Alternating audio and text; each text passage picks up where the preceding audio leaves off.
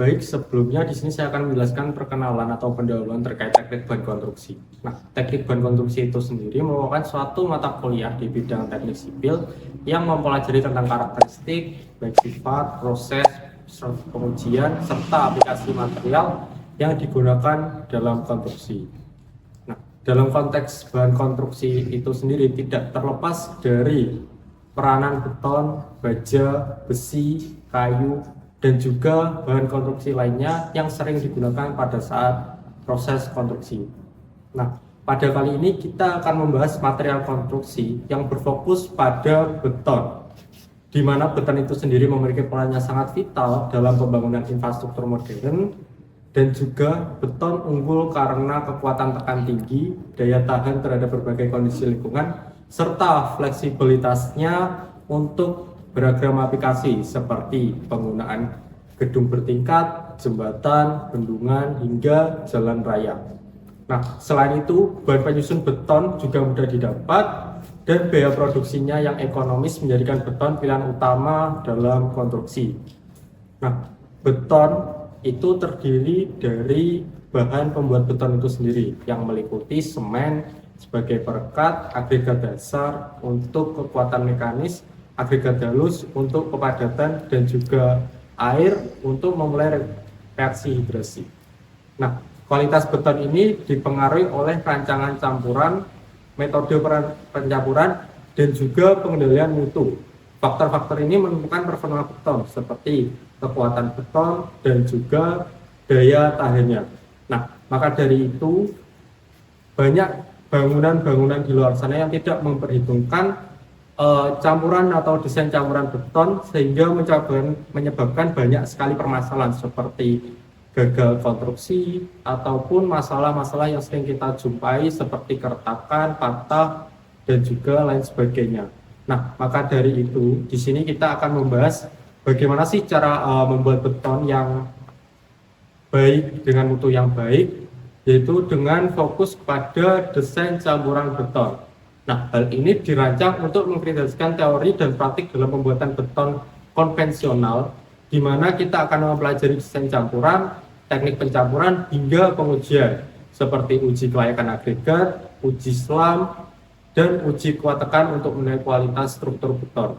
Dengan pendekatan ini diharapkan kita semua dapat memahami pentingnya penilaian mutu untuk memastikan beton memenuhi standar dan kebutuhan konstruksi yang beragam.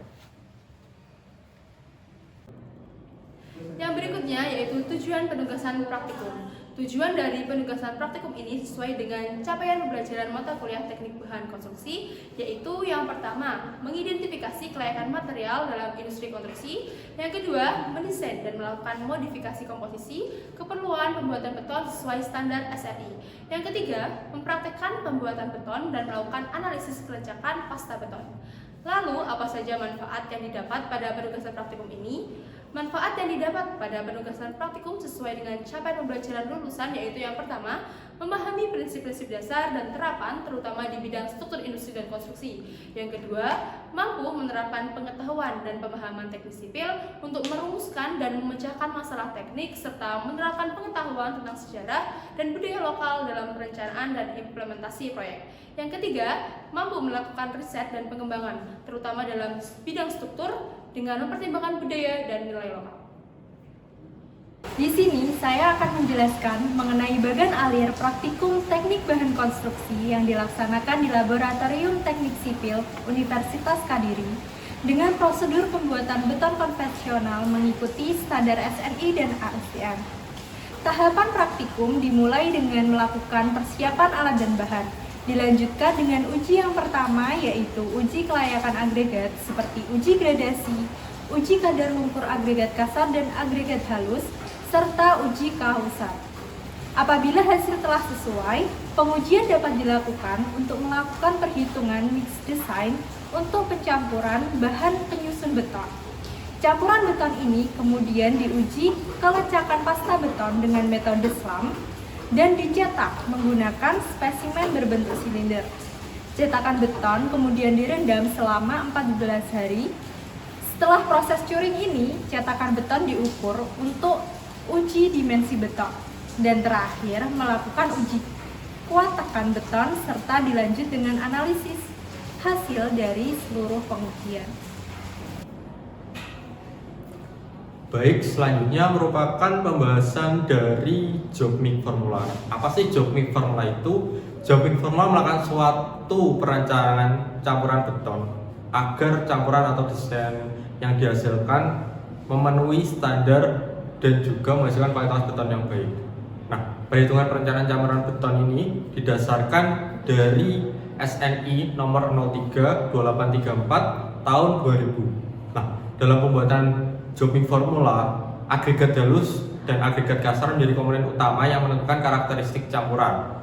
Nah, pengujian kelayakan agregat sangat penting untuk memastikan bahwa material yang digunakan memenuhi persyaratan. Makanya sebelum kita ke Jobmik Formula perlu dilakukan uji kelayakan agregat.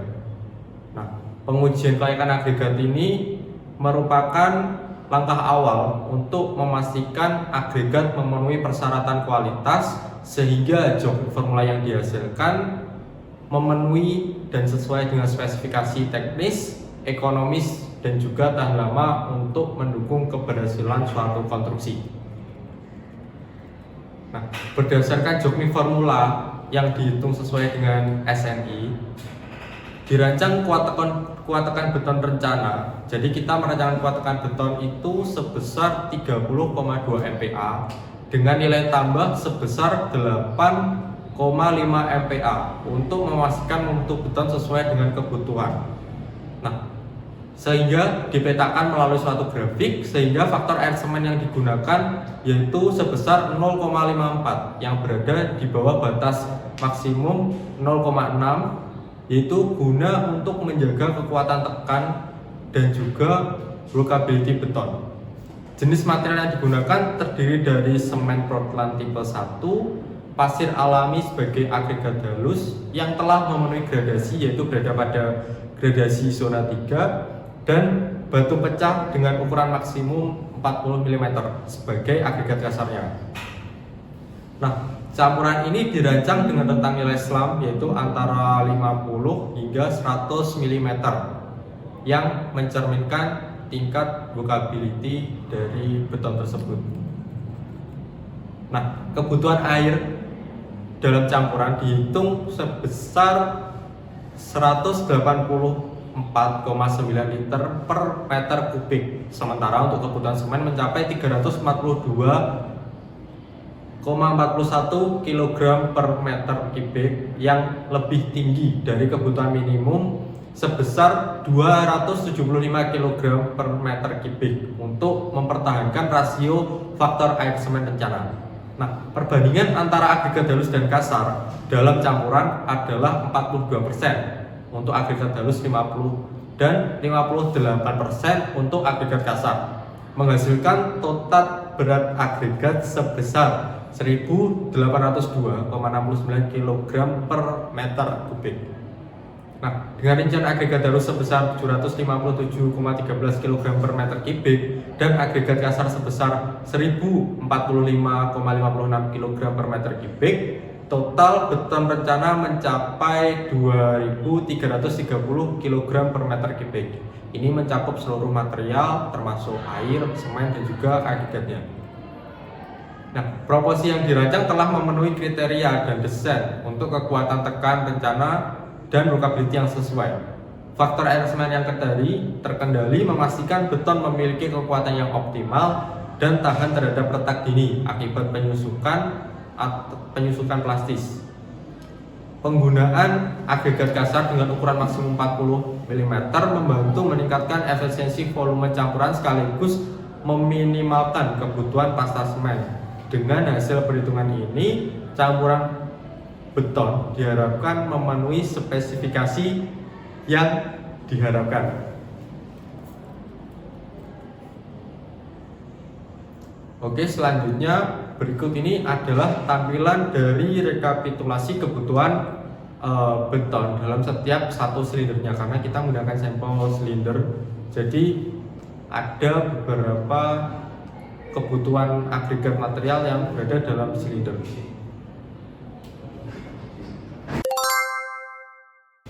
Kali ini saya akan membahas salah satu komponen penting dalam bahan konstruksi, yaitu agregat halus.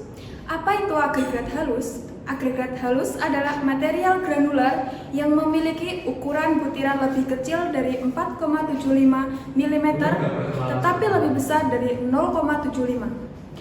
Contohnya seperti pasir alami dari sungai, danau, atau pantai, dan pasir buatan yang dihasilkan dari proses pemecahan batu. Kenapa agregat halus itu penting? Karena material ini membantu mengisi ruang kosong di antara agregat kasar. Dengan begitu, campuran beton jadi lebih padat, homogen, dan mudah dikerjakan.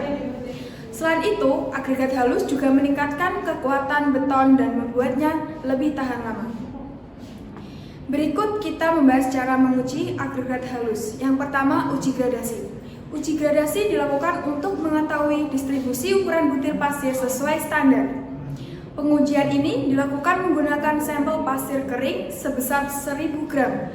Pasir ini kemudian dimasukkan ke susunan saringan bergradasi mulai dari ukuran terbesar di atas hingga terkecil di bawah. Dengan menggunakan alat sieve shaker, pasir digoyangkan selama 7 menit untuk memisahkan butiran berdasarkan ukurannya. Setelah itu, pasir yang tertahan di setiap saringan ditimbang berdasarkan hasil analisis saringan.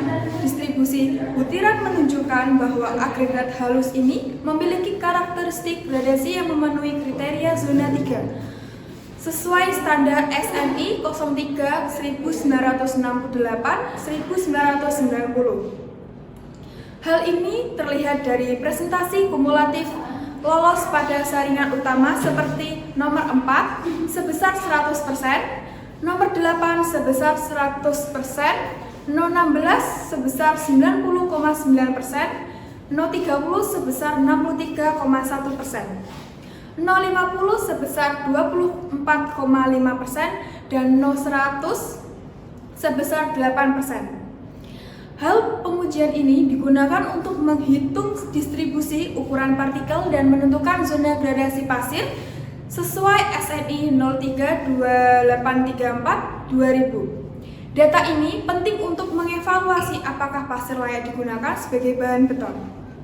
Yang kedua, uji kadar lumpur. Uji kadar lumpur dilakukan untuk mengetahui jumlah partikel halus seperti debu, tanah liat yang ada dalam pasir. Sampel pasir kering sebesar 1000 gram dimasukkan ke dalam gelas ukur hingga mencapai ketinggian 500 ml. Lalu, air ditambahkan hingga total volume mencapai 1000 ml. Campuran ini diaduk dan dibiarkan mengendap hingga terbentuk lapisan pasir, lumpur, dan air jernih. Hasil uji kadar lumpur pertama menunjukkan kadar lumpur sebesar 6,98% yang melebihi batas maksimum 5%.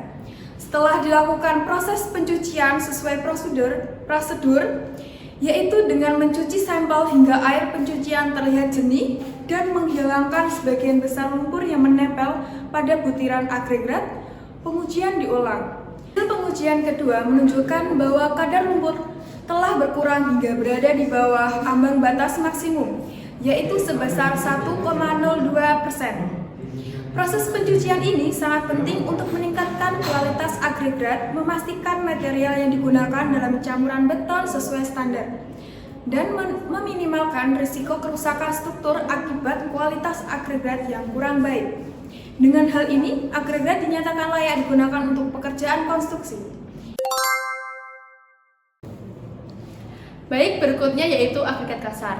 Apa itu agregat kasar? Agregat kasar merupakan material granular dengan ukuran butir lebih dari 4,75 mm. Agregat ini berfungsi sebagai bahan pengisi dalam beton sesuai dengan standar ASTM C33. Parameter penting yang digunakan untuk mengukur kualitas agregat kasar yaitu kadar air, kadar lumpur, dan gradasi. Bagaimana suatu granular bisa dikatakan sebagai agregat kasar? Material batu yang dipecah menggunakan palu dan ayakan untuk memastikan ukuran maksimal 40 mm. Material ini dipastikan bersih dari kotoran seperti debu, lumpur, atau organik yang dapat mempengaruhi kualitas beton dengan cara mencuci bersih agregat kasar dan disaring menggunakan saringan nomor 200 hingga air bilasan menjadi jernih. Apa saja pengujian beton pada agregat kasar? Yang pertama yaitu uji keausan. Uji keausan agregat kasar merupakan metode yang digunakan untuk menentukan ketahanan agregat terhadap gesekan dan benturan. Pengujian ini dilakukan menggunakan mesin Los Angeles sesuai standar ASTM C131, ASTM C535 2009 atau SNI 2417 2008. Material agregat kasar atau batu pecah lolos gradasi saringan ukuran 3/4 in, 50% tertahan saringan 1/2 in, dan 50% tertahan saringan 3/8 in dari total berat 2.500 gram, mengacu pada standar yaitu menyusun saringan bergradasi dari ukuran terbesar 3/4 in hingga yang terkecil nomor 12. Setelah selesai, material uji dikeluarkan dan disaring menggunakan saringan nomor 12 untuk memisahkan partikel halus. Material sisa yang tertahan kemudian dicuci, lalu dikeringkan di dalam oven pada suhu kira-kira 110 derajat Celcius selama 2 jam dan ditimbang setelah dingin. Mengacu pada hasil praktikum, nilai keausan agregat kasar sebesar 32,4% sehingga memenuhi kelayakan yang ditentukan, yaitu keausan harus kurang dari 40%. Jumlah keausan yang sedikit menunjukkan bahwa agregat layak digunakan dalam pembuatan beton dan berdampak positif pada kekuatan serta daya tahan beton yang dihasilkan. Kemudian yang kedua, uji gradasi agregat kasar. Apa itu uji gradasi? Uji gradasi pada agregat kasar yaitu metode untuk menentukan presentasi keseragaman ukuran butir agregat untuk menentukan zona distribusi ukuran agregat dalam campuran beton. Pada hasil uji gradasi, agregat kasar berupa batu pecah yang lolos saringan 1,5 in sehingga masuk dalam kategori kasar dengan berat total 5.000 gram dalam kondisi kering. Kemudian material diuji menggunakan saringan bergradasi sesuai kategori, yaitu ukuran 2 in, 1,5 in, 1 in, 3/4 in, dan 3/8 in sesuai ASTM C33. Dengan prosesnya, material batu pecah seberat 5.000 gram dimasukkan ke dalam susunan saringan, kemudian alat sieve shaker mesin dinyalakan selama 7 menit. Untuk memastikan distribusi agregat terpisah sempurna berdasarkan ukuran butirannya, setelah selesai mesin kemudian dimatikan dan agregat yang tertahan pada setiap saringan ditimbang dengan teliti menggunakan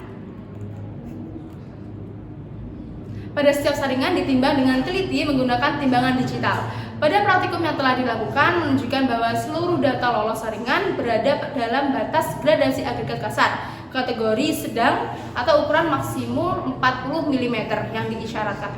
Hal ini menunjukkan bahwa agregat memiliki distribusi ukuran butiran yang baik dengan proporsi partikel besar dan kecil yang seimbang, sehingga mampu memberikan kepadatan optimal dan stabilitas struktural pada campuran beton. Gradasi ini memenuhi kriteria untuk mengurangi rongga antar butiran dan meningkatkan efisiensi pencampuran dengan pasta semen, sehingga agregat kasar ini dinyatakan sesuai untuk digunakan dalam campuran beton sesuai standar. Kemudian yang terakhir yaitu uji kadar lumpur agregat kasar. Uji kadar lumpur pada agregat kasar perlu dilakukan dikarenakan adanya lumpur pada campuran beton dapat mengganggu reaksi kimia antara air dan semen yang mengakibatkan ikatan antara agregat berkurang sehingga beton sulit untuk dikerjakan dan kualitasnya menurun. Berdasarkan pada praktikum yang telah dilakukan, bahwasanya nilai kadar lumpur pada agregat kasar adalah 0,3%, sehingga memenuhi standar kelayakan yang ditentukan yaitu maksimum 1%. Kandungan lumpur yang rendah dalam agregat kasar berdampak positif pada kualitas beton. Kandungan lumpur yang tinggi dapat mengurangi daya rekat antara butiran agregat dan semen dalam beton sehingga mempengaruhi kekuatan dan ketahanan pada beton. Oke, kemudian yaitu curing dan dimensi beton. Curing merupakan proses pemeliharaan kelembapan dan suhu pada sampel beton setelah pembuatan sampel untuk memastikan bahwa beton mencapai kekuatan yang diinginkan. Proses ini penting karena membantu mengurangi resiko keretakan dan peningkatan daya tahan serta kinerja beton. Metode yang kami gunakan yaitu curing dengan air dengan merendam sampel beton selama 14 hari sesuai dengan standar pengujian PBI atau Panduan Beton Indonesia. Setelah curing kita laksanakan, penting untuk melakukan uji dimensi beton. Metode yang digunakan yaitu meliputi pengukuran diameter sampel beton, kemudian tinggi sampel dan juga berat sampel itu sendiri. Uji dimensi beton ini bertujuan untuk mengetahui perubahan dimensi atau nilai susut beton setelah melakukan curing dan juga setelah sampel melakukan kering. Dan dapat kami peroleh bahwa berat beton bervariasi antara 12.460 gram hingga 12.860 gram, sedangkan berat keringnya sedikit lebih rendah, yaitu antara 12.360 gram hingga 12.740 gram. Perbedaan antara berat basah dan berat kering ini menunjukkan adanya penurunan berat yang disebabkan oleh penguapan air selama proses pengeringan, yaitu yang merupakan hal wajar dalam proses pengerasan beton. Meskipun demikian, perbedaan berat ini tidak terlalu signifikan, yaitu mengidentifikasi bahwa kandungan air dalam beton masih dalam rentan yang dapat diterima. Ukuran dimensi beton yaitu panjang dan tinggi relatif tetap antara 300,5 mm hingga 301,5 mm. Hasil pengukuran diameter dengan toleransi yang diinginkan dalam standar seperti SNI 032847 2019 atau ASTM C39. Hasil dari penelitian ini menunjukkan bahwa beton yang melalui proses curing dengan baik memiliki toleransi dimensi yang lebih baik dan konsistensi yang lebih tinggi dalam kinerja struktural. Dengan demikian, bahwa curing mampu uji dimensi sangat berpengaruh terhadap kualitas akhir struktur beton. Masuk ke tahap selanjutnya, apa itu uji kelacakan pasta beton? Uji ini merupakan salah satu metode pengujian yang digunakan untuk memastikan bahwa beton memenuhi syarat kerja workability atau kemampuan pasta beton untuk mengalir dan memenuhi cetakan tanpa segregasi, sekaligus menjaga kualitas akhir beton pada saat pengerasan. Uji ini menjadi penentu seberapa mudah beton untuk dicampur, dipadatkan, dan ditempatkan. Pada beton konvensional, uji yang dilakukan adalah metode SLAM, di mana perhitungan nilai SLAM didapatkan dari pengurangan tinggi awal kerucut SLAM sebagai H1 dengan tinggi akhir setelah cetakan diangkat sebagai H2. Lalu, bagaimana metode yang kami gunakan?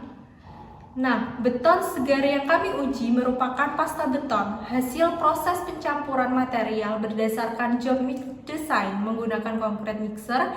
Dikarenakan kami akan membuat beton konvensional, maka metode yang kami pilih adalah metode SLAM dengan prosedur sesuai ASTM C143 menggunakan alat kerucut Abrams berstandar SNI 1972 tahun 2008. Proses dimulai dengan melumasi kerucut Abrams untuk mengurangi gesekan antara beton dan permukaan alat. Campuran beton segar dimasukkan ke dalam kerucut secara bertahap dalam 3 lapisan. Setiap lapisan dipadatkan menggunakan tongkat perojok sebanyak 25 kali untuk menghindari terbentuknya rongga udara dalam campuran beton. Setelah kerucut penuh, permukaan atas beton diratakan dan tinggi awal beton sebagai H1 diukur menggunakan mistar sebagai referensi. Kerucut kemudian dilepas dengan hati-hati melalui pengangkatan vertikal agar beton dapat turun dan menyebar secara alami. Tinggi akhir beton ini diukur sebagai H2 untuk menentukan nilai SLAM sebagai selisih antara H1 dan H2. Lalu bagaimana hasil uji SLAM yang kita dapatkan? Pada beton konvensional, nilai SLAM yang kami peroleh adalah 17 cm. Nilai ini dihitung sebagai selisih antara tinggi awal sebesar 30 cm dan tinggi akhir sebesar 13 cm. Beton dengan nilai SLAM seperti ini tergolong dalam kategori encer yang artinya memiliki tingkat kelancaran yang baik dan mudah mengalir saat pengecoran. Sehingga untuk kebutuhan penggunaan beton sebagai plat, balok, kolom, dan dinding pada kategori 3 sesuai PBI tahun 1971, campuran beton ini tidak layak karena tidak masuk dalam batas maksimal nilai SLAM pada kategori tersebut, di mana rentang nilainya adalah 7,5 hingga 15 cm. Beton dengan selam yang terlalu tinggi ini diakibatkan oleh penambahan air yang tidak sesuai dengan perhitungan job mix design yang dapat mengurangi rasio air semen atau FAS dan berpotensi mengurangi kekuatan tekan beton setelah proses pengerasan. Baik, yang selanjutnya adalah uji kuat tekan beton. Apa sih uji kuat tekan beton itu? Uji kuat tekan beton adalah sebuah pengujian yang dilakukan guna mengetahui kekuatan serta kualitas dan juga kinerja beton. Nah, kenapa kok beton itu perlu diuji? Uji kuat tekan beton dilakukan untuk menentukan kemampuan beton dalam menerima beban tekan yang diberikan dan mengukur kekuatan beton setelah proses pengerasan. Pengujian ini dilakukan untuk menentukan kapasitas benda uji beton dalam menahan beban aksial hingga mencapai titik kerentuan. Mengacu pada standar ASTM C39 dan juga SNI 1974 tahun 2011. Nah, gimana sih pengujiannya? Sebelum pengujian, permukaan benda uji dan plat alas mesin dibersihkan dengan kuas dan juga alat pembersih untuk memastikan distribusi beban yang lebih merata. Benda uji kemudian diletakkan secara presisi di tengah plat pengujian untuk menghindari ketidakseimbangan beban selama pengujian berlangsung. Tekanan diaplikasikan pada kecepatan konstan yaitu 0,35 MPa per detik hingga benda uji mengalami titik keruntuhan selama pengujian. Selama proses pengujian, kami mengamati pergerakan hidrolis serta grafik pembacaan pada perangkat lunak setelah benda uji hancur.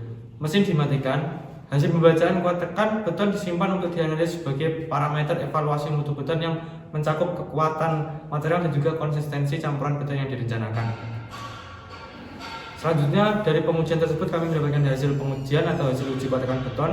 Dari ketiga benda uji didapatkan dua pola kehancuran, yaitu dengan adanya dua pola kehancuran yang berbeda ini menunjukkan adanya inkonsistensi dalam kualitas campuran beton. Beton yang mengalami kehancuran geser mengindikasikan kelemahan pada titik tertentu, sedangkan beton yang runtuh sejajar suhu tegak menunjukkan distribusi tegangan yang lebih merata. Kondisi ini mempertegas bahwa campuran dengan selam yang terlalu tinggi cenderung menghasilkan kualitas beton yang tidak seragam, sehingga sebagian beton memiliki kelemahan struktural yang menyebabkan pola keruntuhan berbeda.